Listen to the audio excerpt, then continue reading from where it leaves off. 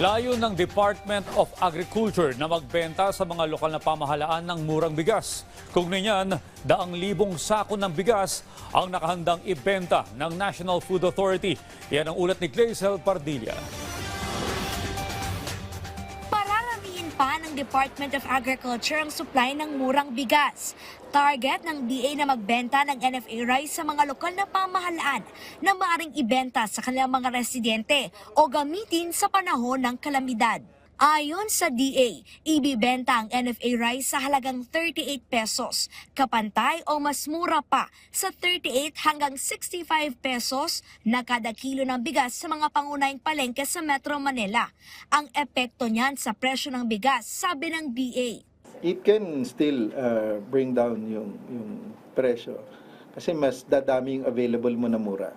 300,000 sako ng bigas ang nakahandang ibenta ng National Food Authority sa mga LGU. Ayon sa NFA, itinuturing na non-regular o palumang stock ang mga bigas na 2 buwan ang nakaimbak sa mga bodega, pero maganda pa rin ang kalidad. Kailangan na yang ilabas ng ahensya para bigyan daan ang mga papasok na ani ng mga magsasaka ngayong harvest season. We have experienced some branches and warehouses na hindi tayo makapagtanggap talaga ng marami dahil walang tayong paglalagyan. Paglipat lang ng buwan, let's say next month, that whole almost 700,000 bags na bigas na yan, it will be considered as 2 months and above na pwede nang i-dispose as an aging stock. Nasa 15 bilyong piso ang pondo ng NFA pambili ng lokal na palay ng mga magsasaka. Layo nitong matulungan ang mga lokal na magsasaka na maibenta ang kanilang ani sa mataas na halaga.